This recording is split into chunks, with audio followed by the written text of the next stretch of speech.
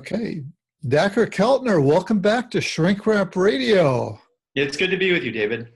Well, it's good to have you on the show again. I think I heard about this latest book of yours when I caught a piece of your interview with on the radio with Terry Gross on NPR's Fresh Air. Uh-huh. And of course, she's kind of the gold standard in interviewing. So I'm glad to follow in her footsteps. And also congratulations to you for showing up on her radar. Thank you. Yeah, because not everybody who ends up there. Well, I was really happy to have the interview. I was happy to have the opportunity to interview back in 2009 on happiness and health. Yeah. Yep.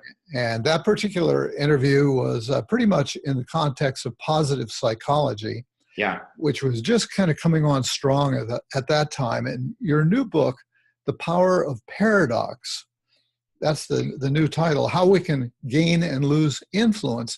That seems to lie in a somewhat different domain. Maybe you can give us the context for that.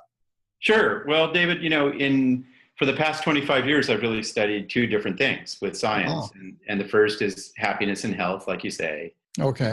And that led to my first book, Born to Be Good. And it really is about compassion and awe and laughter and all the things we talked about.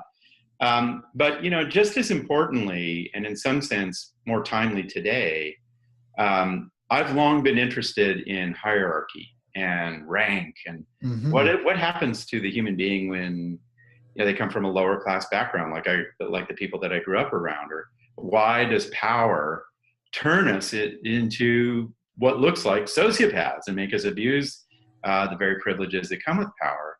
So that line of work that I've been working on for the past 25 years on power led to the Power Paradox, How We Gain and Lose Influence, my newest book. Interesting. So you've had this line of research has been going on parallel to the other research that you were doing. That's fascinating. Well, in a sentence or two, and I limit you here because the topic is kind of ongoing through the book. Sure.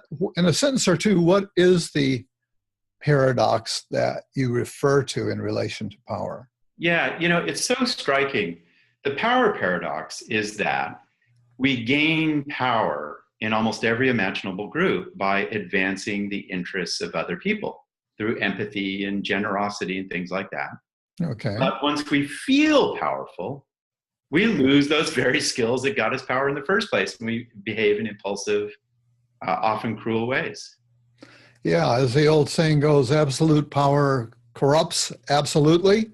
Yeah, exactly. Yeah. So I think many of us would say that we're not into power. Yeah.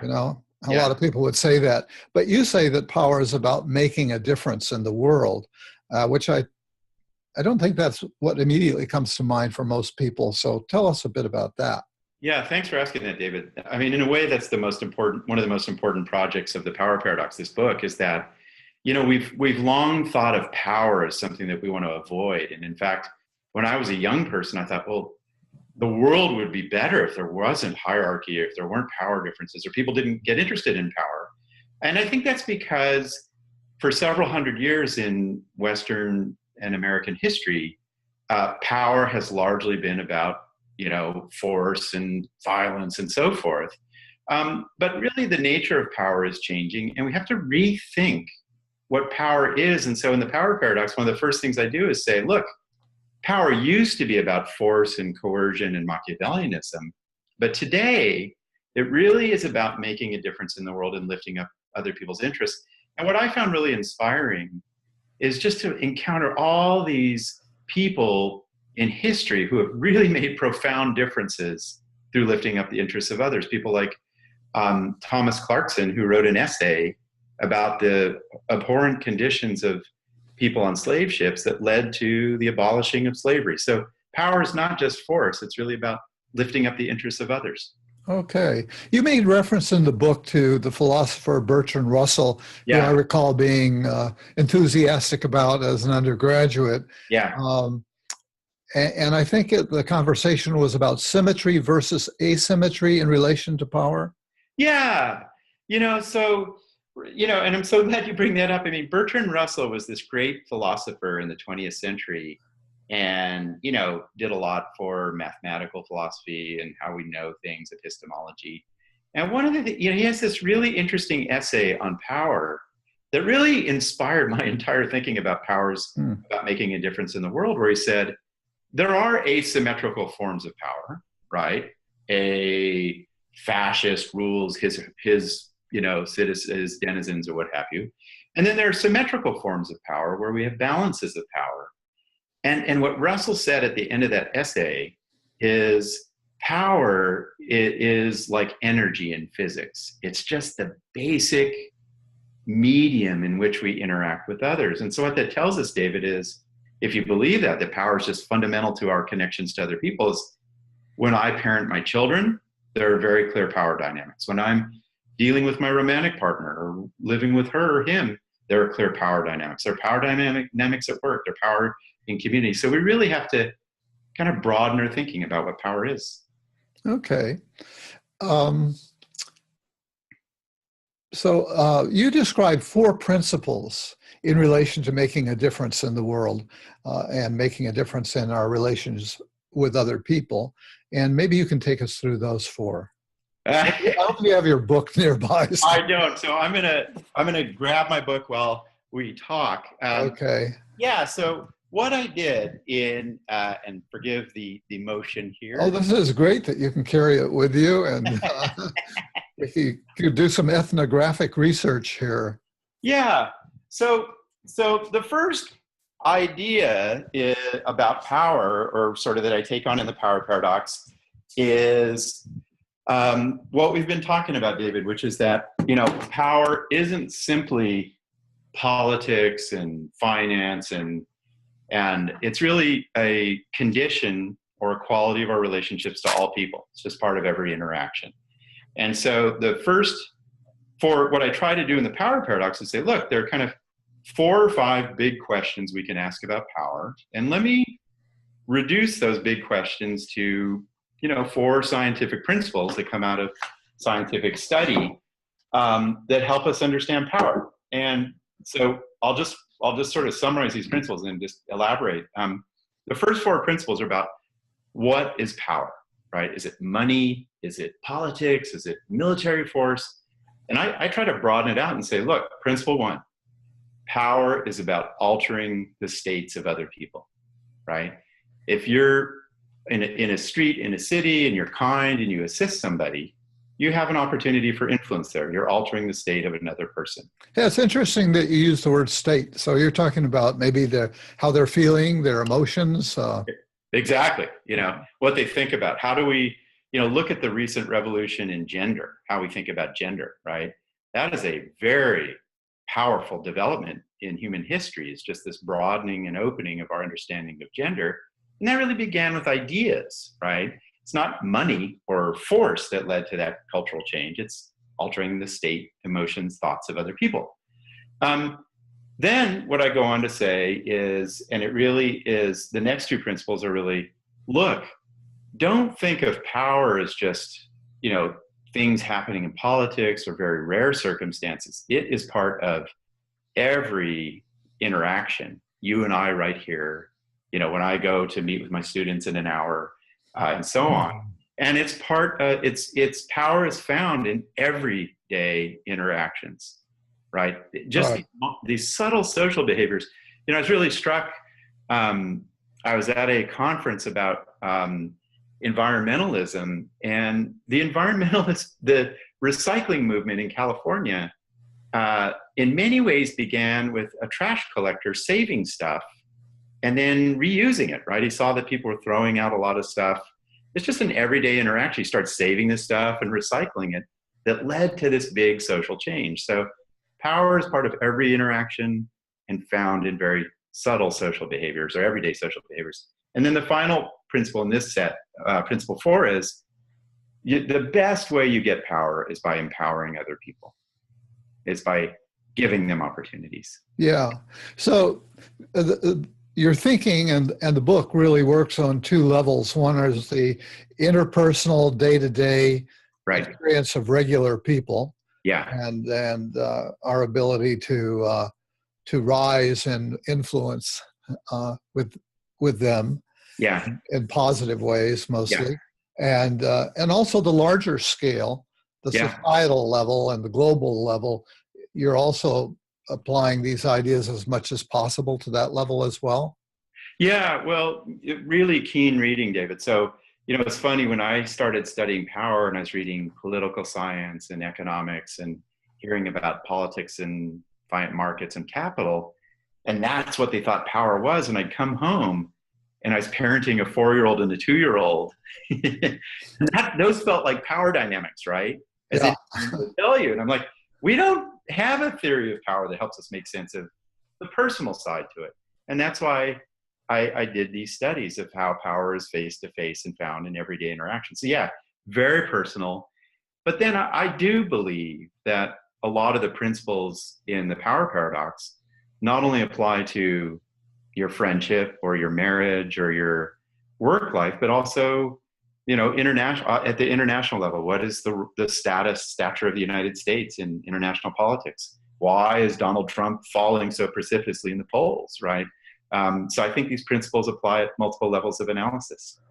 I'm glad you mentioned the name Donald Trump because that's kind of something that comes to mind right away, as we start talking about power. And I think of the Hillary Clinton, Donald Trump thing and Putin. And so if anything comes to mind as we're going along, I know that's not the central thrust of this book, but if examples in that domain come to mind, feel free to throw them in. Sure. So another thing that you say is that power is given, not grabbed, speaking of Putin. Yeah, power is given, but not grabbed, yet that would seem to fly in the face of so much that we read in today's newspapers. So tell us a bit about that. Sure. So, the first big idea of the power paradox is that power is really about altering the states of other people. Can you make them happier or more enlightened or have new ideas about looking at the world? The second, I think, core idea of the power paradox, and it covers the next 4 principles, is that power is given to you. We intuitively talk about grabbing power or taking people down and rising in the ranks, but in most social contexts that your listeners will face or be in, more typically power is given to you, right? In the respect people direct at you, the status that they hold you in, or the esteem they hold you in. Do they think you're worthy of the group? And what a lot of different studies are showing, and it's very sensible, is that groups, my daughter's peer groups, my academic society, your listeners, political groups in different parts of the world, give power to individuals to the extent that they show that they're interested in advancing the interests of others. So second big idea is power is given, not grabbed. Yeah, you mentioned my listeners, and I have to say, obviously, I wouldn't be doing this without listeners, and they give me so much positive feedback that it keeps me going, at basically pretty much for free. Yeah. And so now here I am in my 11th year of doing these interviews. So it's a very powerful thing, that kind of attention that my listeners, your students, grant us. You mentioned your research, and one of the things you talk about in this section of the book are what you refer to as natural state experiments. Yeah. Can you give us an example of one of your natural state experiments? Yeah. So, by natural state, it's this old idea that philosophers often turn to, which is if you just put a bunch of people together without history and societal roles and so forth, what do people do? How do we behave in our natural state? And I got really interested about 20 years ago in when you bring a bunch of people together, who kind of gains power? Who gains the respect of the people around them? And we did these kind of studies. So what we would do, David, is we'd, find a dorm at a university. And the first day of school, we'd find out what everybody thought of each other in the dorm. And then we'd follow them over the course of the year, right? And see who's got a lot of respect at the end of the year. We we did a study of kids at a summer camp, and a lot of your listeners have probably been at summer camps. and had that experience of like, wow, after a week or so, we kind of have these different roles in the group and different degrees of respect. And what we found in these natural state experiments, which are in the second part of the book, is that it isn't the manipulative Machiavellian who gets power and respect. It's really the person who is engaged in the interests of other people, right? Who brings people together, who directs resources to them, makes them laugh, has these engaging qualities to them that rises in the ranks. So power is given to those who give to the group. Yeah, that's fascinating. I'm struggling with it a little bit in the light of an interview that I conducted just prior to this past week, where research was cited that in the high school context, the kids who are rated as the most popular turned out to be the highest status, but did not have the most friends. Yeah. So they were high in dominance. Right. How does that fit with what you were just saying, if at all? Yeah, well, first of all, you have to be really careful in looking at what the measures really capture. And it may be that the popular high status students, when you look at that measure of dominance, part of it is social engagement. And then part of it is also wanting to control and have power. So we'd want to look carefully at the measures. And then you also have to think about the context. Power shifts over the developmental trajectory, and high school may be a little bit more raw politics of more domineering types of power. But I will tell you, it's interesting, like there are other studies of high school students showing, for example, that the more generous sharers tend to have higher status and actually get more dates in high school.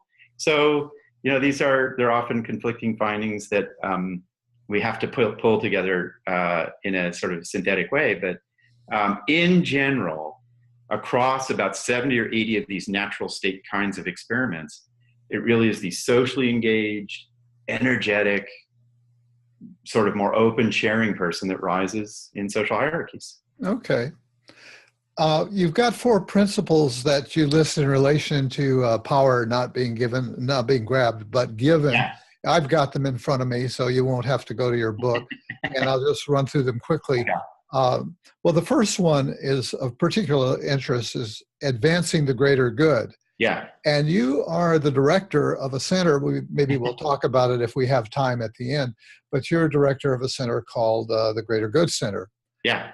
And it occurred to me that, the greater good, what a wonderful concept that is.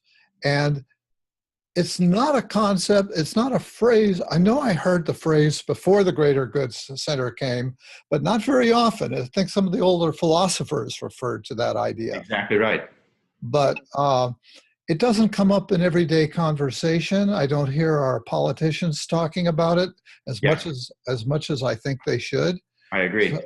So I guess I want to stroke you for bringing that so front and center back into our language and our thinking.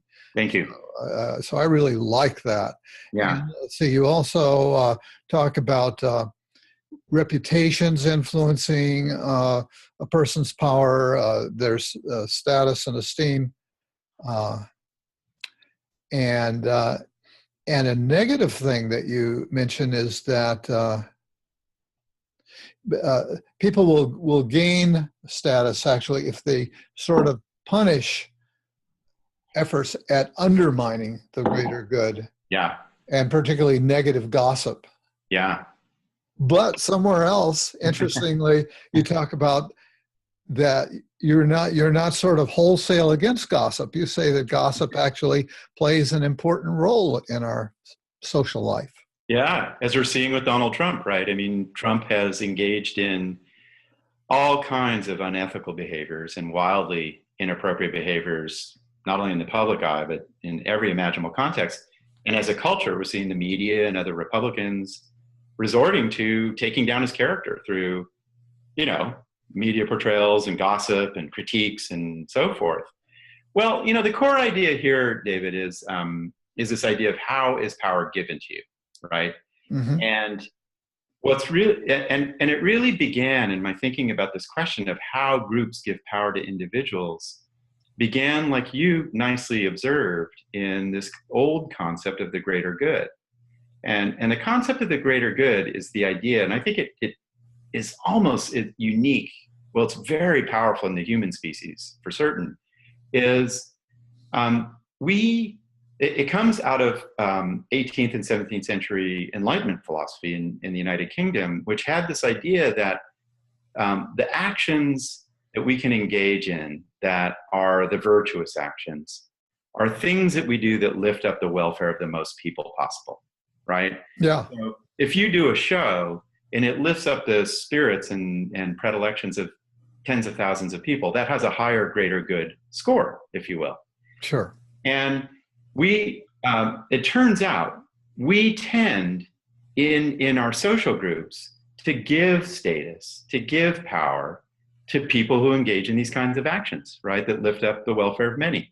So when you go to hunter-gatherer societies, for example, the people who have the highest status in hunter-gatherer societies are those who give away the most food to the people they live with.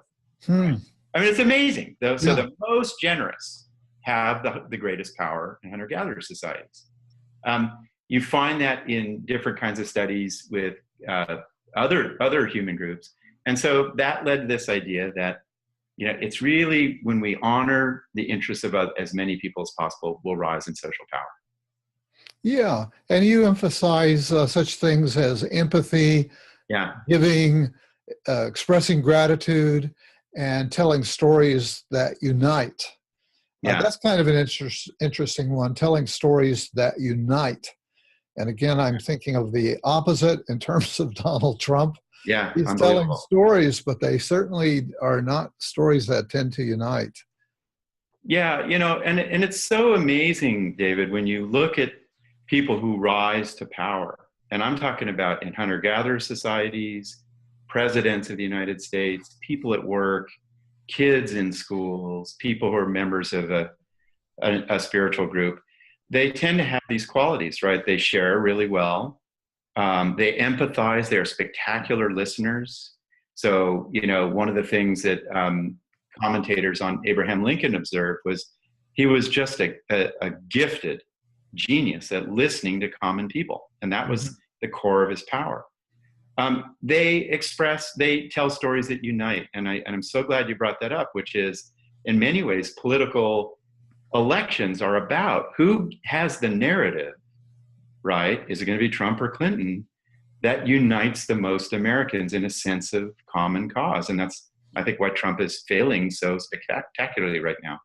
So these qualities are ancient social behaviors, really things you can do every day that earn you the respect and esteem of the people around you.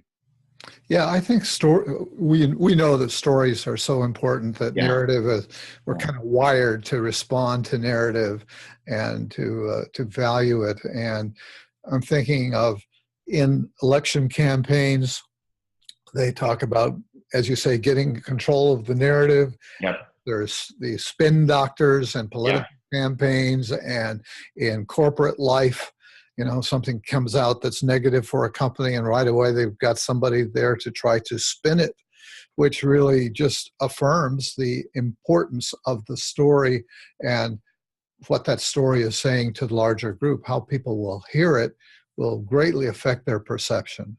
Yeah, absolutely. And you can see this in the political realm, right? Like there is this hungry middle class in the United States and lower middle class that wants a story that says, we're going to lift up the welfare of the non 1%.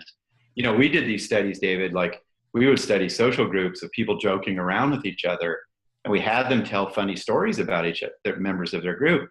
And it was really the great storytellers, right, who told stories that kind of not only were sort of funny and provocative, but united the people around core values. Those people had a lot of power in that group. So storytelling, not only is it entertaining, but it's a great pathway to power.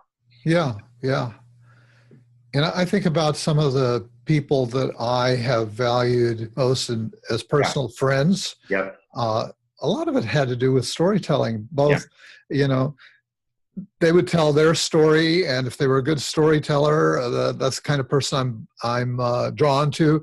And so I'm hearing the story of their adventures and their misadventures, and I can identify with that. And of course, I'm giving them good listening, but they also give good listening back. Yeah, Which is really a requirement for having a friend. absolutely. I go to various social occasions, and I tend to be a pretty good listener as a psychologist and market research person and so on. Yeah.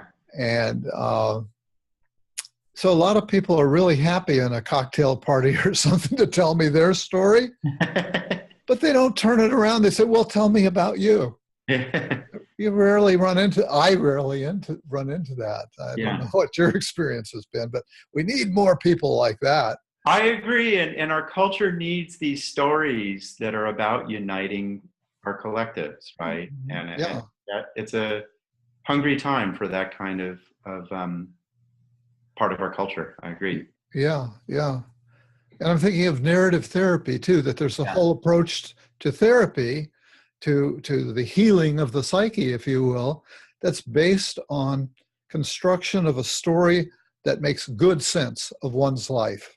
Yeah. Instead of casting it in a negative light, it's full of strengths and potentials. And in fact, David, this principle that you find great power in telling great stories that unite came out of those kind of insights from narrative therapy, which is that if I can now engage the people around me in storytelling about the work we do, right, or what we give to our society, or what values really matter to us in the funny, entertaining qualities that stories have, if I can do that storytelling with my groups, I inspire my groups to do better work. They have a better sense of their identity, right? So what applies to the individual mind, great storytelling, also applies to power dynamics in social groups. Yeah, definitely. Now, not surprisingly, you do have a chapter on the abuses of power. And so tell us about what kinds of abuses are you talking about? And maybe I probably don't need to ask you for examples since they're so abundant, but if any come to mind. Well, it's so striking, if you, Lord Acton, nearly a couple hundred years ago, you said, you nicely quoted him, David. He said, power corrupts and absolute power corrupts absolutely. And, we kind of knew that as a cultural truism. And I thought, well, and you see everyday examples of it in politicians, in Anthony Weiner and Bill Clinton. And, Donald Trump is just a walking textbook example of the abuses of power, racist behavior and sexist behavior and unethical tendencies in his business and so forth. I mean, it doesn't take very much hard work to find this in the public realm.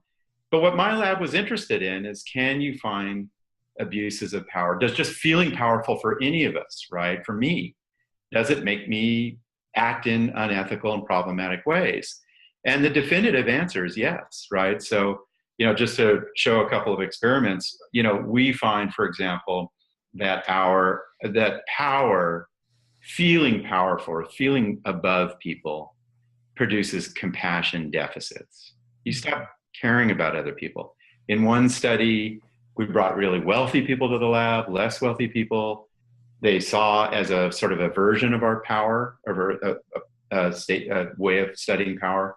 We showed them images of people who are babies who are starving or had cancer. And lower power people, but less money, had a stronger physiological reaction to suffering than the wealthy. Power produces compassion deficits. We've done a lot of work on how power makes you really impulsive, So, power makes people swear at their friends, swear at their colleagues, act unethically. We did this famous study called the Cookie Monster study, where we brought 3 people to the lab. We told one person they were in power. They proceeded to do a variety of tasks for an hour. And then in the middle of the study, we put a plate of cookies in front of the 3 people. Everybody took one cookie and ate it very happily.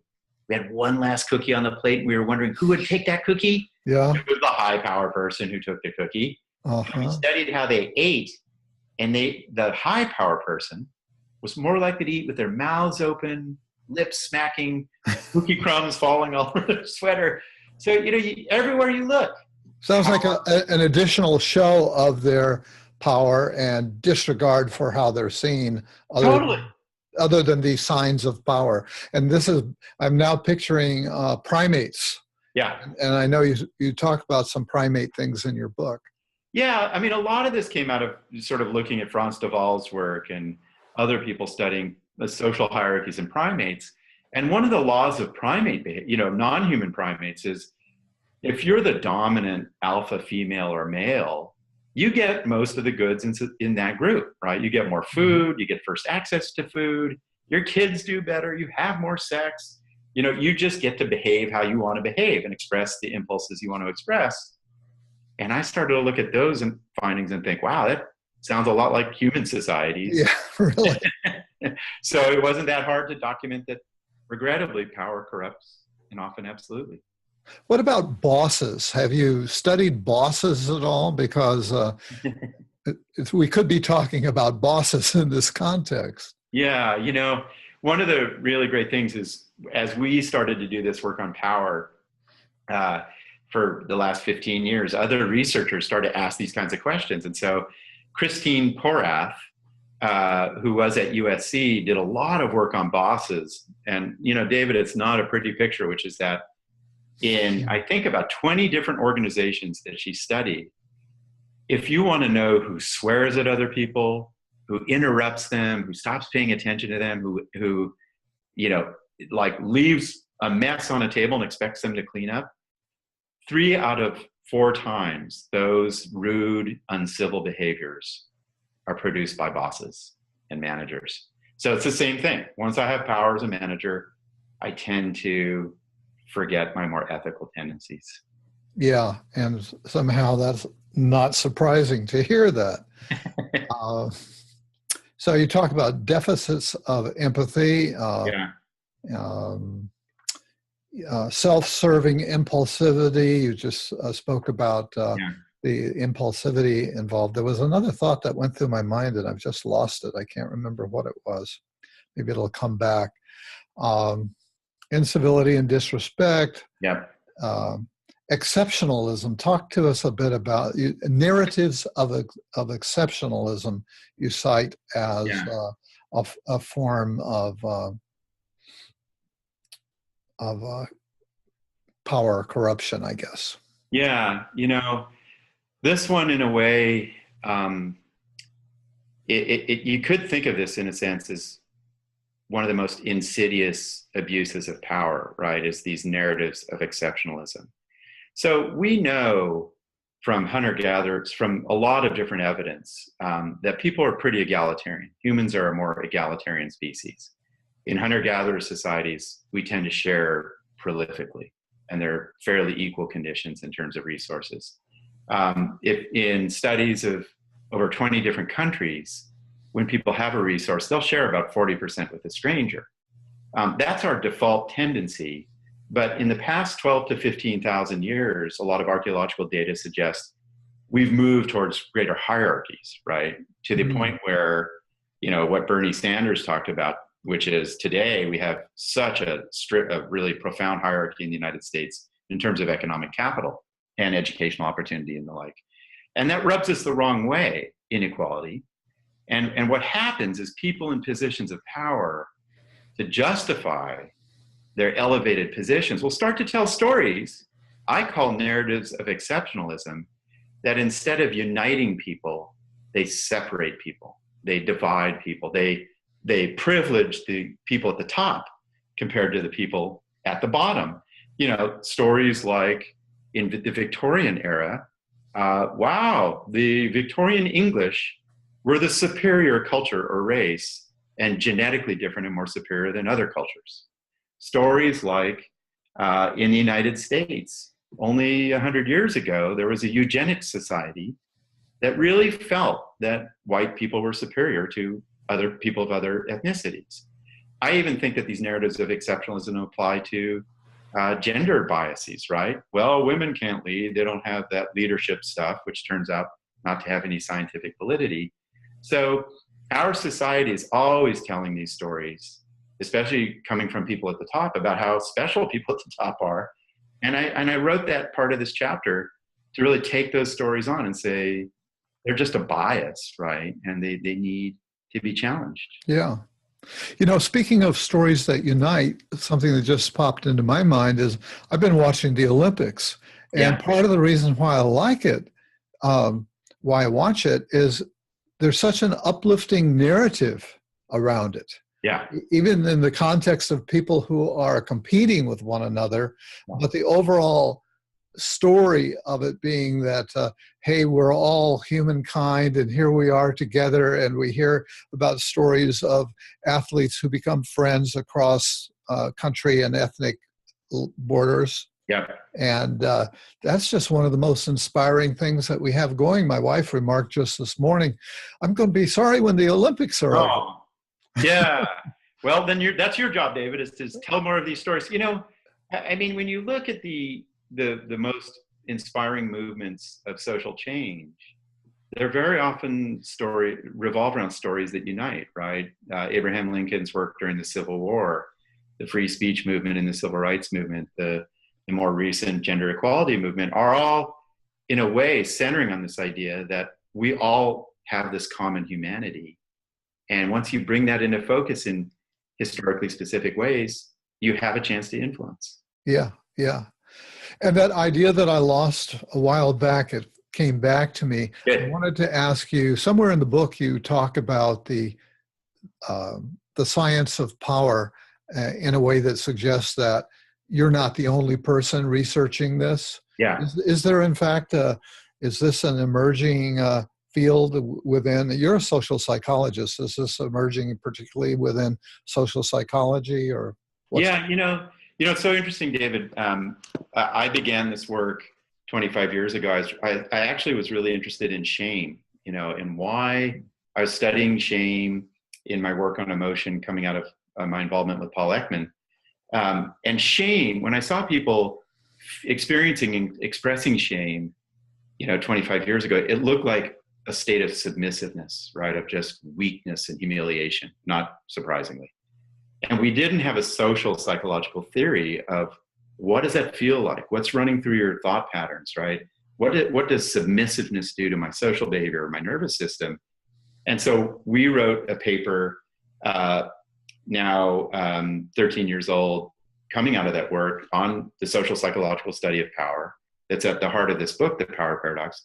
And since then, it's been one of the biggest growth areas in social psychology. There are dozens of labs studying power. A lot of the principles that I talk about in the book have been replicated hundreds, dozens, hundreds of times. Mm-hmm.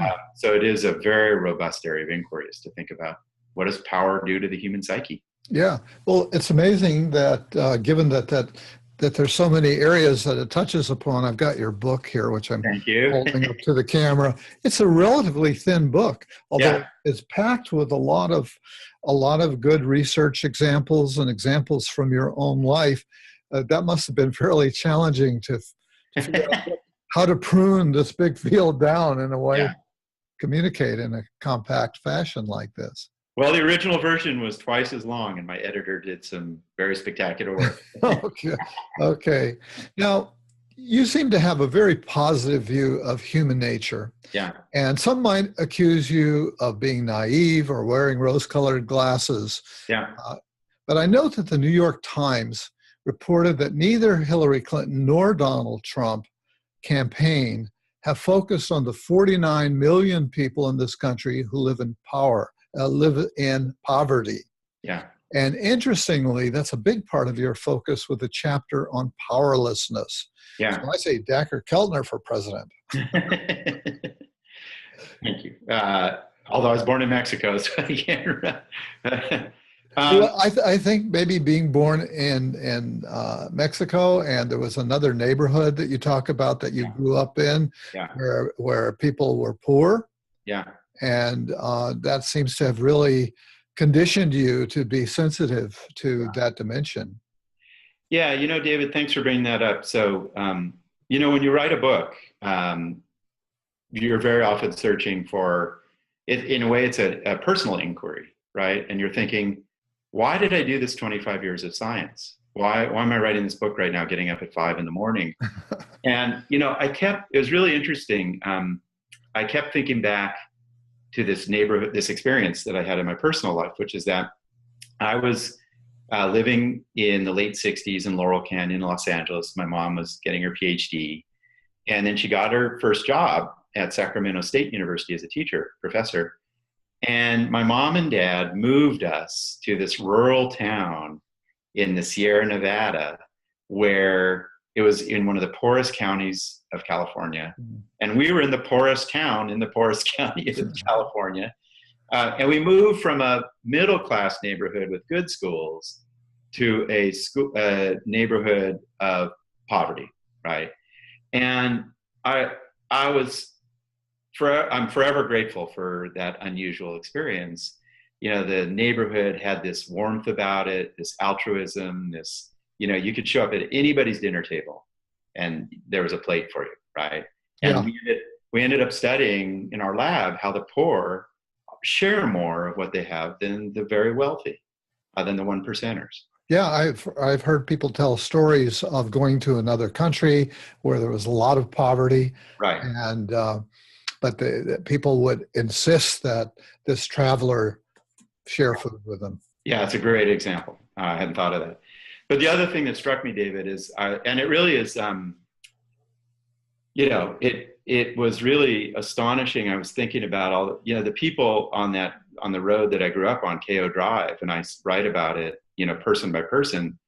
They really were suffering from every imaginable psychological and physical ailment, from massive depression of the dad at the top of the road to agoraphobia, a guy right down the street who couldn't go outside. My best friend, Memo Campos, dad, his sister had leukemia, his dad contracted cancer, a couple houses down the way, a woman died in her 40s. I mean, people were really struggling.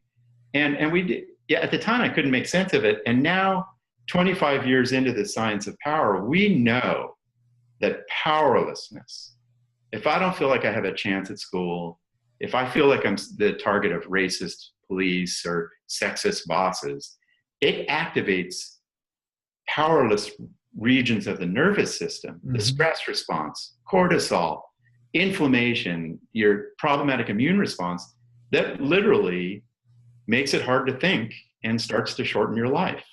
And so, as I thought about the lives of my neighbors and the struggles they face, and despite their great intentions, I realized, wow, their troubles aren't about character and not as much even about money as deprived the opportunity to make a difference in the world, right? Powerlessness. Yeah. And so I wrote the last chapter. Yeah. And as you point out, an impact not only an impact on their health. Yeah. As well as their different ability to make a difference in the world. Yes, that's impacted, but also their health. Yeah. David, when in the mid-90s, 1990s, I was starting to do this science of power at Berkeley and prior to that at Wisconsin. And this paper came out by Nancy Adler and her colleagues at UC San Francisco. And it blew my mind, right? It surveyed lots of broad patterns of health data. How long do you live if you get cancer? What happens with diabetes to your physical health, heart disease, and so forth? And she found that if you put people on a 10-rung ladder, for every rung down the ladder you fall, even holding constant how much money you have, you're more likely to die from disease, right? So there's something about feeling powerless or below people that really hurts the body. And once I read that, it's like, that's why my neighbors on KO Drive, they're even starting in childhood, their health was compromised by powerlessness. Yeah. And then there are counter examples of people who, we've all been exposed to biographies of somebody who just rose above that environment, somehow got out of it, became a champion of their people, or in some other way made a big impact on society. Yeah. And and I think that in a way, and thank you for bringing that up, and I wish I'd written more about that, but in a way that's our cultural challenge, right? As we know, in the United States, 1 out of 6 people, 1 out of 7 is living in poverty. We know that a lot of kids are hungry, right? And this has been a persistent problem. We've lost the war on poverty from Lyndon Johnson.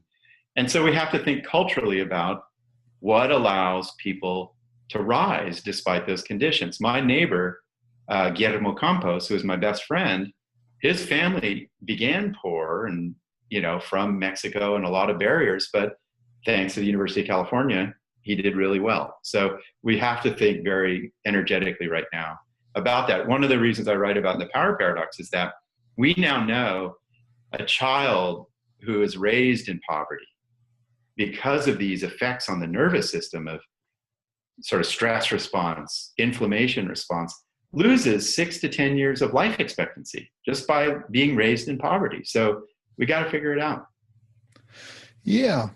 Well, your book really challenges us, all the readers, to do our part to make the world a better place. And so that's a wonderful thing that you're doing there. I know that you're also doing some corporate consulting. Google is one place that you mentioned, I think, in your bio. Yeah. What can you tell us about your corporate consulting work without revealing any close-held secrets? Corporate secrets. Well, most of the work that I've done is with Facebook, and I'm really proud of it. And this is with Arturo Bejar, who was really the leader of this. So, 4.5 years ago, I was asked to go down to Facebook because I study compassion and to try to build in the science of compassion and kindness and respect into the site of Facebook, which now has 1.7 billion people on it. And, I'm happy to say, I, as a scientist, I looked at that and I thought, here is perhaps the most dynamic, unusual social community ever created, Facebook. Mm-hmm. You're communicating with people all over the world in an instantaneous way with the opportunity to share. And we have helped create tools for people to solve conflicts. Like if they're fighting with a friend about a photo they've put up, we gave them kinder language to negotiate that conflict. We've helped them redesign the emoticons so that they're more emotionally rich. We're working on how you build in opportunities to express gratitude on the site and kindness and reach out to friends. So it's this incredible site that needs to, in my view, to more energetically pursue more compassionate behavior or enable more compassionate behavior. And then I think that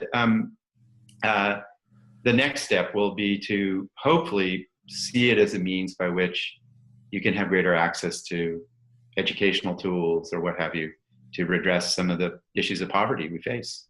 Yeah, wow, what an incredible nexus opportunity you have there. Yeah, it is. To really make a very large, impactful, distributed kind of contribution. Just to give you an example, one of the things we know from clinical literature, and I know you know this deeply and intuitively, is if you give people a chance to express a wider range of emotions, right, in their lives, they're going to do better if you don't suppress certain emotions. And so what we did at Facebook is we created this set of emojis that they can send that allowed them to express things like fear or anger or sadness, along with smiley and laughing and so forth. And we found in different studies that actually lifted up their well-being just to have a kind of a more emotionally rich language to express themselves. So lots of opportunities there. I remember there was a flap a little while back about research being done on Facebook. Yeah. Was that your research by any chance? It was. A lot of people think it was not. Okay.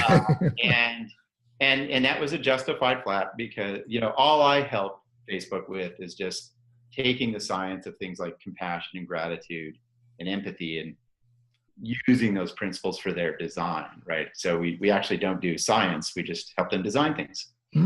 So it wasn't our flap. Yeah. Are you doing any consulting work with government entities? Well, the thing that I've been really involved with I'm just trying to think about what I do with respect to government is I think of that last chapter on powerlessness in the power paradox. One of the kind of the glaring issues in the United States right now is the role that the criminal justice system has in perpetuating powerlessness for African American men, for example, the school to prison pipeline that people have written about, the new Jim Crow in Michelle Alexander's terms, that we have a way of sort of surveilling and punishing African American men that keeps them in a state of powerlessness. And I feel that's true, a fair assessment. And so what I've been doing, in fact, I go tomorrow, is go to San Quentin prison and participate in restorative justice programs. And then out of that work, I've had the opportunity to write science-based briefs, for example, that argued against solitary confinement in California state penitentiaries, that actually won. So just based on the idea that it's a cruel and inhumane punishment. So I'm trying to use this science for ways to remedy features of the criminal justice system and as part of working government. Yeah, we need a compassionate government. We do. Yeah. Can you say a little bit more about that restorative justice at San Quentin? What is it that you're doing there? Yeah. I don't know if you've talked about this in your shows, David, but it again comes out of almost a clinical literature that you're so immersed in. We have these ancient tendencies. I think they're evolved tendencies to solve conflicts with people, right? So if I hurt your feelings or I did something that harmed you, the intuitive human response, and chimps even show this behavior, is I would go to you and I would apologize and I would express my remorse and I would give you resources, and other people would help us repair our bond. Restorative justice, right? Where we apologize, take responsibility, and seek forgiveness. It's a very deep human tendency. And the criminal justice system prevents that, right? If you're a perpetrator of a crime, you most typically don't get to apologize, express your remorse and the like in a systematic way. And so there's this whole philosophy of restorative justice, which is about, in a very clinically sensitive, guided way, you lead and you enable people who are in prison or in schools or what have you to say sorry for what they've done, right? Yeah. Repair the relationship. So in San Quentin prison, we go and they have weekly meetings with people who are really expert in this tradition of just coming to terms with the wrongs they've perpetrated, try to reach out to their victims, make public statements, which I see when I visit San Quentin prison, kind of work through those difficulties. And a lot of the data are showing this is a cheaper, much more effective way to deal with criminal problems than punitive forms of justice like solitary confinement. Yeah, that's wonderful work. Well, I mentioned earlier that you're director of the Center for the Greater Good Science Center at UC Berkeley. Do you want to just tell us about the mission of that organization and your work there? Yeah, thanks, David. I think that's why you and I first started talking. So 15 years ago, what Jason Marsh and I wanted to do with the Greater Good Science Center, Jason directs the programs there, is to take all this science of empathy, gratitude, storytelling, awe, compassion that I write about in the Power Paradox, and really give it away to people in actionable, readable, non-academic ways. Because who likes to read academic papers? I don't. I don't read my own papers. So we created a website, greatergood.berkeley.edu. It has several million readers. We have a institute for educators. We have hundreds of teachers coming in worldwide each summer to learn about the science of empathy or compassion for their classrooms. We now have a part of our web offerings that is practices that promote happiness and health. It's called Greater Good in Action, which is ggia.berkeley.edu, where you can go and test out an awe walk or a compassion exercise. So it's really about kind of enhancing the greater good of all kinds of people. Well, I love and it's your all work. free. I love your work. I love what you do. I feel that my greater good has been enhanced in this interaction between us. And is there anything else you'd like to say as we wind down? Well, I wanted to thank you, David. I always deeply enjoy our conversations and hope they continue. And I would encourage your listeners to check out The Greater Good. It's free, and it's your audience is who we built it for, and let us know what they think. Okay, well, likewise. Well, Dacher Keltner, I want to thank you for being my guest again today on Shrink Wrap Radio, and let's not make it the last. I agree, David.